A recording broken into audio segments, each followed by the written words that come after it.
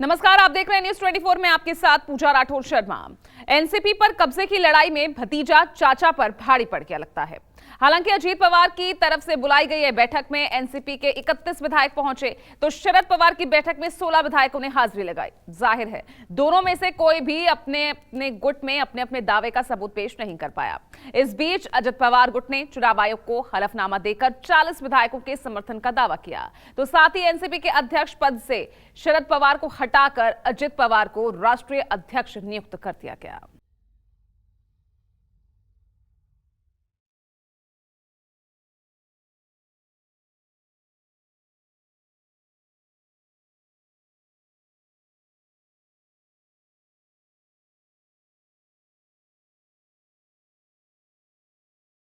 आपलं 2004 ला सगळ्या भुजबळ साहेबांच्या नेतृत्वाखाली आर पाटलांच्या नेतृत्वाखाली एवढं चांगलं काम आपण केलं की आपले 71 आमदार आले, काँग्रेसचे 69 आमदार आले।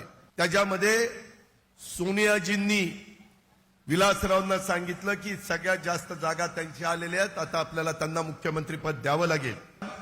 4 खाती जास्त घेऊन 4 मंत्री पद जास्त घेऊन आलेली संधी राष्ट्रवादी काँग्रेस पक्षाला उभ्या भारताने बघितलं होतं, संधी आली होती। मी आज तुम्हाला सगळ्यांना सांगतो 2023 मध्ये ती संधी मिळाली असती तर आजपर्यंत राष्ट्रवादी काँग्रेस पक्षाचाच मुख्यमंत्री तुम्हाला महाराष्ट्रामध्ये दिसला असता। दिल का दर्द जुबान पर आ ही गया। अजित पवार ने बगावत का असली कारण बता ही दिया। चाहत मुख्यमंत्री बनने की थी, लेकिन चाचा ने ही हर बार खच्चर फंसा दिया। इल्जामों की पोटली से नसीहत की घुट्टी भी निकली, सवालों का बंडल परत दर परत खुल गया। 82 साल की उम्र में अवकाश क्यों नहीं ले लिया? इस्तीफा दिया ही था तो वापस क्यों ले लिया? पूरी पार्टी में सिर्फ बिटिया ही काबिल क्यों लगी? एखादा माणूस नोकरीमध्ये लागला तर महाराष्ट्र सरकारमध्ये 58व्या वर्षी रिटायर होतो। IAS असेल तर 60व्या वर्षी रिटायर होतात। राजकीय जीवनामध्ये असेल तर भाजपमध्ये 75 वर्षानंतर रिटायर केलं जातं। अडवाणींची उदाहरण घ्या, मुरली मनोहर जोशींचं उदाहरण घ्या, कुणाचंही उदाहरण घ्या। त्याच्यानंतरच्या काळामध्ये आता नवीन पिढी पुढे येते।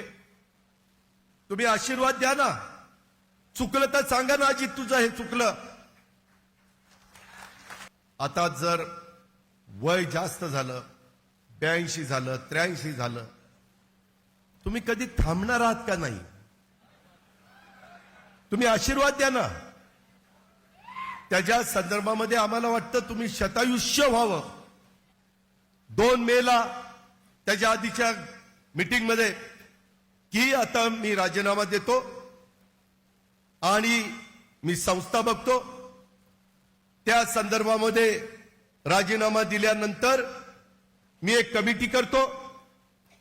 ती कमिटी केल्यावर तुम्ही सगळे प्रफुल्लबाई, सुनील तटकरे, जयंत पाटील, त्याच्यामध्ये भुजबळ साहेब, धनंजय मुश्रीफ साहेब, अनिल देशमुख सगळे तुम्ही प्रमुख बसा आणि ते बसून सुप्रियाला राष्ट्रीय अध्यक्ष करा।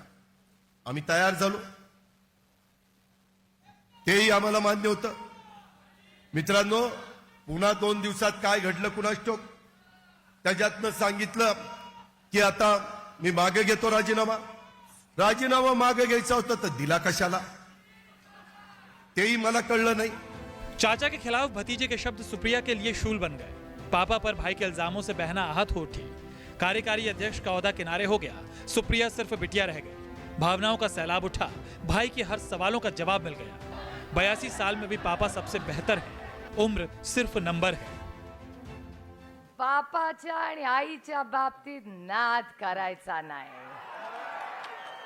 बाकी कुणाबद्दलही बोला, कुणाबद्दलही आमच्यावर करा, काही करा, पण बापाचा नाद नाही करायचा।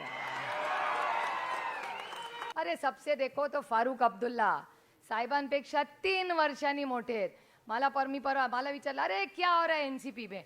मतलब अंकल ऐसे ऐसे हो रहा है। अरे लड़ मैं तो शरद से 3 साल बड़ा हूं, मैं लड़ रहा हूं, शरद को बोल मेरे तरह तू भी लड़ ले।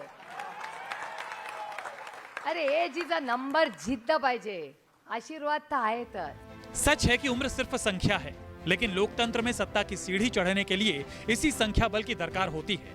जिसके साथ संख्या बल हो उसी की सरकार होती है। हालांकि मुंबई में विधायकों की संख्या के हिसाब से भतीजा चाचा पर भारी पड़ गया। एनसीपी के 54 विधायकों में से 40 से ज्यादा विधायकों के समर्थन का दावा करने वाले अजित पवार की बैठक में एनसीपी के सिर्फ 31 विधायक ही पहुंच पाए। शरद पवार की बैठक में भी पार्टी के सिर्फ 16 विधायक ही पहुंच पाए। एनसीपी के एक विधायक नवाब मलिक तो फिलहाल जेल में ही है। बाकी 6 विधायक किधर हैं किसी को नहीं पता। हालांकि शरद पवार को एक निर्दलीय विधायक देवेंद्र भोयार का भी साथ मिला, लेकिन इससे पार्टी पर पकड़ बनाने में पवार साहब को शायद ही कोई फायदा मिले। जाहिर है जनता की तरफ से सीधे चुने गए विधायकों की तादाद के मामले में अजित पवार ने शरद पवार को पीछे छोड़ दिया, लेकिन वो शरद पवार का साहस नहीं तोड़ पाए। 82 साल की उम्र पार कर चुके चाचा ने भतीजे को सीधी चुनौती दी, इस संकल्प के साथ कि पार्टी की निशानी जाने नहीं दी जाएगी। काही लोकांनी चालला घेतलं ऑफिस कोणाचं राष्ट्रवादी काँग्रेस पक्षाचं. तुम्ही राष्ट्रवादी काँग्रेस पक्षात आहात का? तुम्ही सांगता आम्हीच राष्ट्रवादी काँग्रेस. काँग्रेसमध्ये आम्ही लोक होतो. मी टिळक भवन हे आमच्याकडे होतं वसले सहकारी, आणि त्याच्यानंतर नवीन पक्ष काढायचा निर्णय आम्ही घेतला. टिळक भवन सोडून दिलं. त्यांची फाफची काँग्रेस पक्षाची होती, ती आम्ही हिसकून घ्यायची वेळ आवश्यकता नव्हती, आमच्या हातात होती.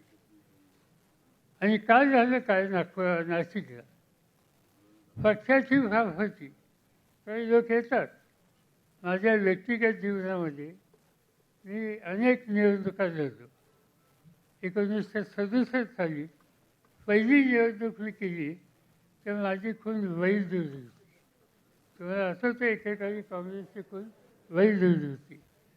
त्यानंतर काँग्रेसमध्ये 2 भाग झाले, इंदिरा काँग्रेस, स्वर्णसिंग काँग्रेस. त्याच्यामध्ये आमची खून गेली, वैध दोघांची गेली. मग आमची खून आली गाय वासू. कदाचित काही लोकांना माहीत असेल गाय वासू. हा प्रत्येक नका विसरू. त्याच्यानंतरच्या काळामध्ये सरकार आणि त्याच्यानंतरच्या काळामध्ये हात आला पंजा, आणि त्याच्यानंतर घड्याळ आला. आता आम्ही हातात घड्याळावर लढलो, हातावर लढलो, चरख्यावर लढलो, गायवासवर लढलो. काय कशात काही कमतरता नाही. त्यामुळे कोणी सांगत असेल की चिन्ह आम्ही घेऊन जाऊ, चिन्ह जाणार नाही, जाऊन देणार नाही.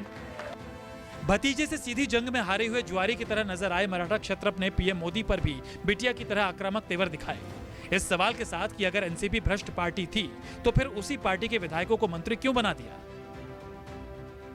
देशाच्या प्रधानमंत्र्यांनी 8 दिवसाच्या पूर्वी एक भाषण केलं. मला तो भोपाळला मध्य प्रदेशमध्ये, आणि त्यांनी सांगितलं की काँग्रेस पक्षाने इतक्या लाख कोटीचा भ्रष्टाचार केला.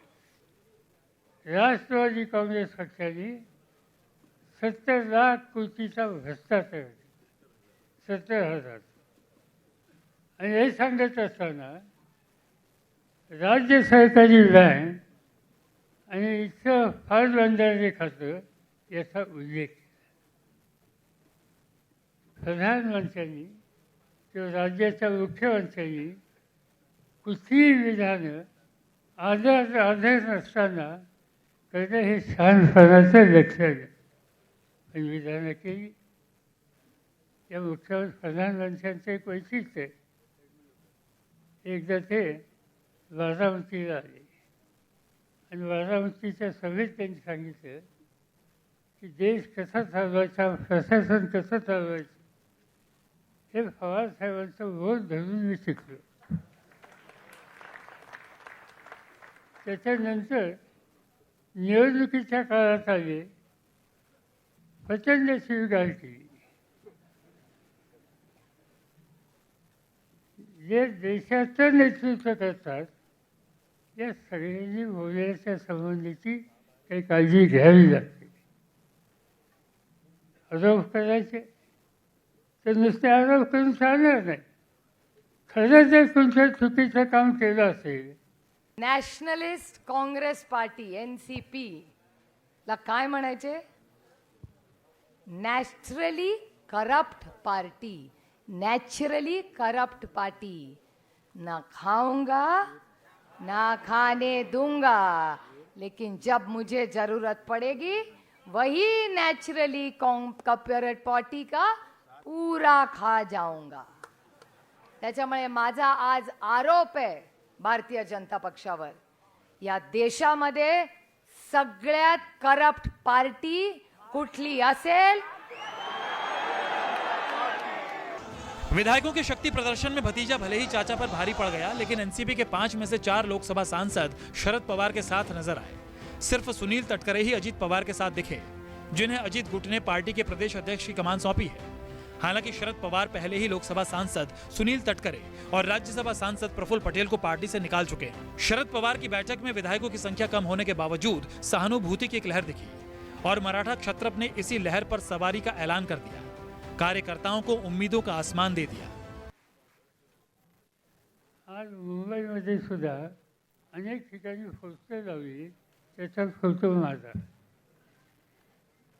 त्यांना माहिती आहे की आपलं नाणं चालणार नाही, त्यामुळे जे नाणं चालेल ते चालणारं नाणं घेतलं पाहिजे. कारण त्यांचं नाणं खरं नाही आहे, खणखणं वाजत नाही आहे, हे नाही लोक ओळखतील. एनसीपी के दोनों गुटों की बैठक शुरू होने से पहले ही शरद पवार की बेटी सुप्रिया सुले ने पार्टी के विधायकों सांसदों से भावुक अपील की थी. पापा को 83 साल का योद्धा बताते हुए बैठक में मौजूद रहने का आह्वान किया था.